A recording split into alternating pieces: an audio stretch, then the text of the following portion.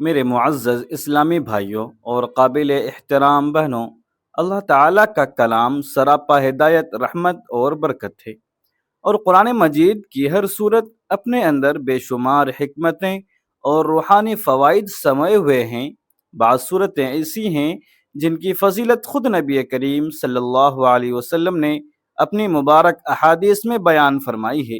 آج ہم ایک ایسے عظیم صورت کا تذکرہ کریں گے جس نے لاکھوں مسلمانوں کے دلوں میں ایمان کی روشنی پیدا کی، اور جس کی عظمت احادیث مبارکہ میں نہایت واضح انداز سے بیان ہوئی ہے۔ آئیے ادب و محبت کے ساتھ اس مبارک موضوع کو سنتے ہیں اور کوشش کرتے ہیں کہ جو بات معلوم ہو اسے اپنی زندگی کا حصہ بھی بنائیں۔ بسم اللہ الرحمن الرحیم۔ محترم ناظرین کرام، نماز فجر کی دو سنتوں کے بعد قرآن کریم کی ایک خاص سورت کی تلاوت کریں تو زمین سے آسمان تک نور ہی نور برسے گا اور قدرت کے خزانے آپ پر مہربان ہو جائیں گے۔ سامعین، اس سے پہلے کہ اگر آپ نے ابھی تک ہمارے چینل کو سبسکرائب نہیں کیا ہے تو پلیز ضرور سبسکرائب کریں، اور آپ ہمارے اس ویڈیو کو کہاں سے، کس ملک سے، کس شہر سے دیکھ رہے ہیں، اپنا نام، اپنے شہر کا نام لے کر کمنٹ میں ضرور ٹائپ کریں تاکہ ہماری ٹیم آپ کے لیے بھی دعا کرتا رہے۔ ناظرین، آج ہم آپ کو جس سورت کے بارے میں بتا رہے ہیں یہ قرآن پاک کی ایک نہایت پیاری اور بابرکت سورت ہے۔ اگر اسے فجر کی دو سنتوں کے بعد پڑھا جائے تو زمین سے آسمان تک نور کی برسات ہو جاتی ہے اور قدرت کے خزانے اس شخص پر مہربان ہو جاتے ہیں۔ یہ سورت عرش والوں کو بہت پسند ہے۔ اسے پڑھنے والے کی اللہ تبارک و تعالی نہ صرف مغفرت فرماتے ہیں بلکہ اس کے لیے رزق اور دولت کے دروازے کھول دیتے ہیں اور غیب سے اس کی مدد فرماتے ہیں۔ یہ سورت اتنی طاقتور اور بابرکت ہے کہ اس کی تلاوت کرنے والے کی تقدیر بدل جاتی ہے اور اس کے مقدر کو چار چاند لگ جاتے ہیں۔ اللہ تبارک و تعالی نے اس میں خاص برکت اور شفا رکھی ہے۔ اسے پڑھنے سے اللہ تبارک و تعالی کی نعمتوں کا ڈھیر لگ جاتا ہے اور اس کی برکتوں سے گھر مالا مال ہو جاتا ہے۔ اس سورت کے بارے میں جاننے کے لیے ویڈیو کو آخر تک ضرور دیکھیں۔ یہ سورت اللہ تبارک و تعالی کی وحدانیت اور اس کی عظمت کا بیان ہے جو بندے کے ایمان کو مضبوط کرتی ہے اور اسے ہر مشکل سے نکال لیتی ہے۔ محترم ناظرین کرام، ایک مرتبہ امیر المؤمنین حضرت علی المرتضیٰ رضی اللہ تعالی عنہ کوفہ کی جامع مسجد میں تشریف فرما تھے۔ ایک شامی نے اٹھ کر کہا، اے امیر المؤمنین، میں آپ سے چند سوالات پوچھنا چاہتا ہوں۔ آپ نے فرمایا، سمجھنے کے لیے سوال کرو، ضد بازی کے لیے نہیں۔ مسجد میں موجود لوگ اسے حیرت سے دیکھنے لگے۔ شامی نے پوچھا، اللہ تبارک و تعالی نے سب سے پہلے کیا خلق کیا؟ حضرت علی رضی اللہ تعالی عنہ نے فرمایا، اللہ تبارک و تعالی نے نور کو خلق کیا۔ شامی نے پوچھا، آسمانوں کو کس چیز سے بنایا؟ فرمایا، پانی کے بخارات سے۔ شامی نے کہا، زمین کس چیز سے بنائی گئی؟ فرمایا، پانی کی جھاگ سے۔ شامی نے پوچھا، پہاڑ کس سے بنائے گئے؟ فرمایا، پانی کی موجوں سے۔ شامی نے کہا، مکہ کو ام القریٰ کیوں کہا جاتا ہے؟ فرمایا، کیونکہ زمین اس کے نیچے سے بچھائی گئی ہے۔ شامی نے پوچھا، آسمان، دنیا کس چیز سے بنایا گیا؟ فرمایا، رکی ہوئی موج سے۔ شامی نے پوچھا، سورج اور چاند کا طول و عرض کیا ہے؟ فرمایا، 900 فرسخ ضرب 900 فرسخ۔ شامی نے پوچھا، ستاروں کا طول و عرض کیا ہے؟ فرمایا، 12 فرسخ ضرب 12 فرسخ۔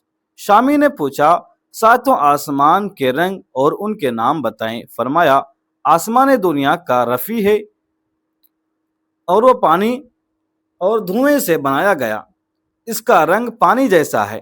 آسمان دوم کا نام قیدوم ہے، اس کا رنگ تانبے جیسا ہے۔ آسمان سوم کا نام معروم ہے، اس کا رنگ پیتل جیسا ہے۔ آسمان چہرم کا نام ارفلون ہے، اس کی رنگت چاندی جیسی ہے۔ آسمان پنجم کا نام میعون ہے، اس کی رنگت سونے جیسی ہے۔ آسمان ششم کا نام عروس ہے، وہ سبز یاقوت کا ہے۔ آسمان ہفتم کا نام عجمہ ہے، وہ سفید موتی کا ہے۔ شامی نے پوچھا، بیل ہمیشہ سر جھکائے کیوں رہتا ہے اور آسمان کی طرف نہیں دیکھتا؟ فرمایا، جب سے بنی اسرائیل نے بچڑے یعنی بیل کی پوجا کی، اس دن سے وہ شرم کی وجہ سے آسمان کی طرف نہیں دیکھتا۔ شامی نے پوچھا، وہ کون سے نبی تھے جنہوں نے بیک وقت 2 بہنوں سے نکاح کیا؟ فرمایا، حضرت یعقوب بن اسحاق علیہ السلام نے، اور راحیل سے بیک وقت نکاح کیا، پھر بعد میں اللہ تبارک و تعالی نے اسے حرام کر دیا۔ اس حوالے سے قرآن پاک کی سورۃ النساء کی آیت نمبر 23 میں 2 بہنوں سے بیک وقت نکاح کی ممانعت بیان کی گئی ہے۔ شامی نے پوچھا، 2 بہنوں سے یکجا نکاح کیوں حرام ہے؟ فرمایا، نبی کریم صلی اللہ علیہ وآلہ وسلم نے فرمایا کہ 2 بہنوں سے ایک ساتھ نکاح نہ کرو، کیونکہ اس سے رشتہ داری اور قطع رحمی کے مسائل پیدا ہوتے ہیں۔ شامی نے پوچھا، مد و جزر کا کیا ہے؟ فرمایا، اللہ تبارک و تعالی نے سمندروں پر ایک فرشتہ رومان نامی مقرر کیا ہے۔ جب وہ اپنا پاؤں سمندر میں رکھتا ہے تو مد چڑھاؤ ہوتی ہے، اور جب نکالتا ہے تو جزر یعنی اتار ہوتی ہے۔ شامی نے پوچھا، جنات کا باپ کون ہے؟ فرمایا، جنات کا جد اعلیٰ شومان یعنی شیمان ہے، جسے اللہ تبارک و تعالی نے آگ کے شعلے سے بنایا۔ شامی نے پوچھا، کیا اللہ تبارک و تعالی نے جنات کی طرف بھی کوئی نبی بھیجا؟ فرمایا، ہاں، اللہ نے حضرت یوسف نامی ایک نبی جنات میں بھیجا، لیکن جنات نے انہیں قتل کر دیا۔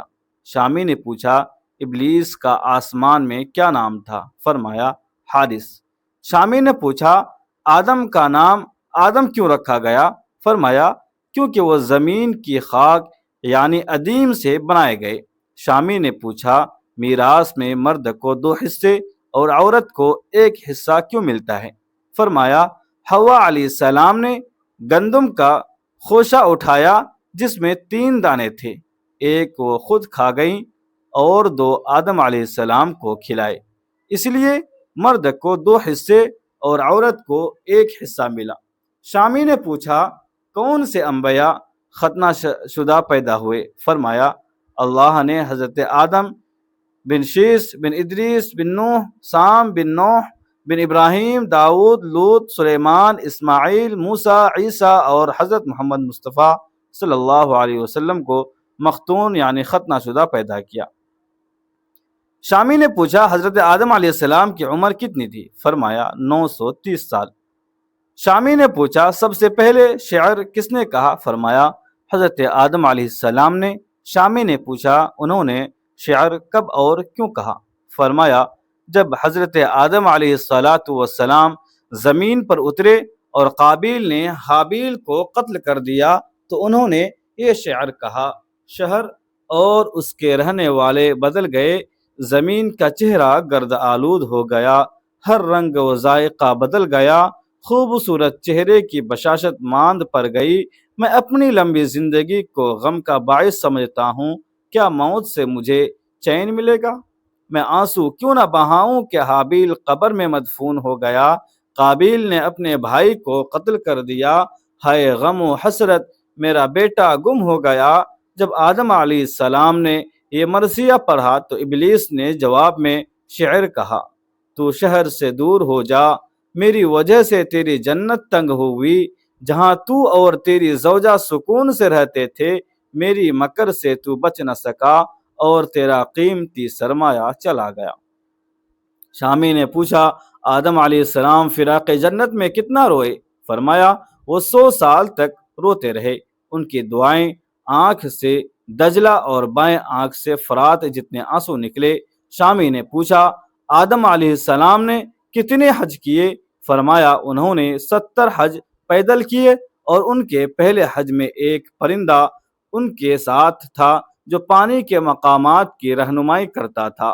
وہ پرندہ جنت سے آیا تھا، اسی لیے اس پرندے یعنی خطاف یعنی ابابیل کو مارنے اور کھانے سے منع کیا گیا۔ شامی نے پوچھا ابابیل اپنے پاؤں پر کیوں نہیں چلتا؟ فرمایا اس نے 40 سال تک بیت المقدس کا طواف کیا اور آدم علیہ السلام کے ساتھ روتا رہا، اسی لیے اس نے گھونسلوں میں رہائش رکھی اور زمین پر نہیں چلتا۔ اس کے علاوہ اللہ تبارک و تعالی کی کتاب کی 9 آیات قیامت تک ہر شر سے حفاظت کا ذریعہ ہیں، یعنی سورۃ الکہف کی پہلی 3 آیات، سورہ بنی اسرائیل کی آیات 45 تا 47 اور سورہ یاسین کی آیات 9 تا 11۔ شامی نے پوچھا کفر کی ابتدا کس سے ہوئی؟ فرمایا ابلیس سے، وہی پہلا کافر ہے۔ شامی نے پوچھا حضرت نوح علیہ السلام کا اصل نام کیا تھا؟ فرمایا سکن۔ انہیں نوح اس لیے کہا گیا کیونکہ انہوں نے 950 سال تک اپنی قوم پر نوحہ وزاری کی۔ شامی نے پوچھا کشتی نوح کا طول و عرض کیا تھا؟ فرمایا 800 ہاتھ، عرض 500 ہاتھ اور بلندی 80 ہاتھ تھی۔ اس کے بعد شامی بیٹھ گیا اور حضرت علی رضی اللہ تعالی عنہ کے علم و دانش کی تعریف کرنے لگا۔ حضرت علی رضی اللہ تعالی عنہ کا علم اتنا وسیع تھا کہ وہ ہر سوال کا منفرد اور گہرا جواب دیتے تھے جو ان کے نبی کریم صلی اللہ علیہ وآلہ وسلم سے حاصل کردہ علم کی گواہی دیتا تھا۔ ایک اور موقع پر حضرت علی رضی اللہ تعالی عنہ ایک مجلس میں تشریف فرما تھے۔ ایک شخص نے پوچھا وہ کون سے جانور ہیں جو بچہ دیتے ہیں اور وہ کون سے جانور ہیں جو انڈے دیتے ہیں؟ فرمایا جن جانوروں کے کان باہر کی طرف ابھرے ہوئے ہیں وہ بچہ دیتے ہیں اور جن کے کان اندر دھسے ہوئے ہیں وہ انڈے دیتے ہیں۔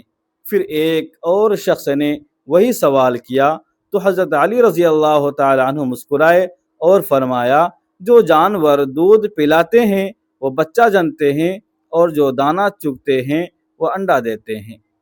ایک تیسرے شخص نے وہی سوال دہرایا تو فرمایا جو جانور خوراک چبا کر کھاتے ہیں وہ بچہ دیتے ہیں اور جو نگل کر کھاتے ہیں وہ انڈے دیتے ہیں۔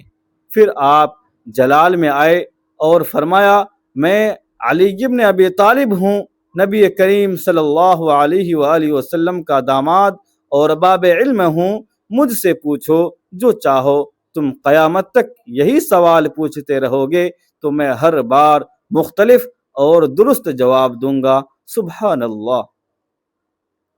محترم ناظرین کرام، اب ہم آپ کو اس سورت کے بارے میں بتاتے ہیں جو اتنی طاقتور اور بابرکت ہے کہ اسے پڑھنے سے اللہ تبارک و تعالی گھر پر نور برساتا ہے، قدرت کے خزانے بارش کی طرح برستے ہیں اور پڑھنے والا اللہ تبارک و تعالی کا دوست بن جاتا ہے۔ جو شخص اپنے گناہوں کی بخشش مانگنا چاہتا ہے، دنیا و آخرت کو بہتر بنانا چاہتا ہے، اللہ کا قرب حاصل کرنا چاہتا ہے، فرشتوں کی توجہ اور عزت پانا چاہتا ہے، یا کسی پریشانی، تنگ دستی یا غربت سے نجات چاہتا ہے، وہ فجر کی 2 سنتوں کے بعد یہ سورت پڑھے، انشاءاللہ اس کی تمام خواہشات پوری ہوں گی، مشکلات ختم ہوں گی اور اللہ تبارک و تعالی اس کی حاجات پوری فرمائے گا۔ جان لیں کہ یہ سورت فجر کی 2 سنتوں کے بعد پڑھنی ہے جب آسمان کے دروازے کھلتے ہیں اور ہر دعا مقبول ہوتی ہے۔ نبی کریم صلی اللہ علیہ وسلم نے فرمایا کہ جو فجر کی حفاظت کرتا ہے وہ جنت میں داخل ہوگا۔ یہ دعاؤں کی قبولیت کا وقت ہے جب دل کی مرادیں رب تک پہنچتی ہیں۔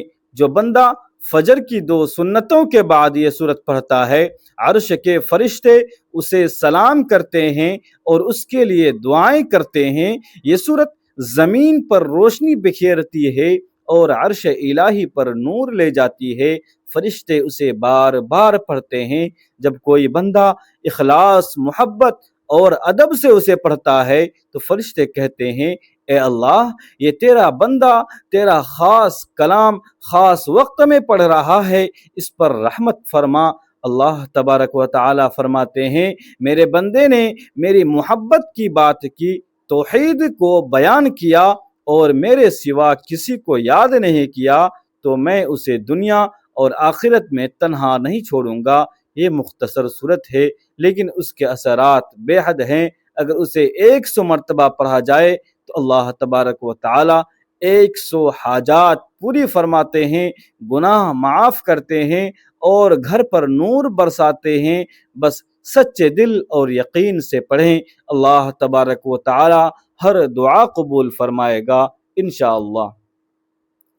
محترم ناظرین کرام، یہ سورت الاخلاص ہے، یہ بہت بابرکت سورت ہے۔ حضرت ابو ایوب انصاری رضی اللہ تعالی عنہ فرماتے ہیں کیا تم میں سے کوئی ہر رات قرآن کا تہائی حصہ پڑھ سکتا ہے؟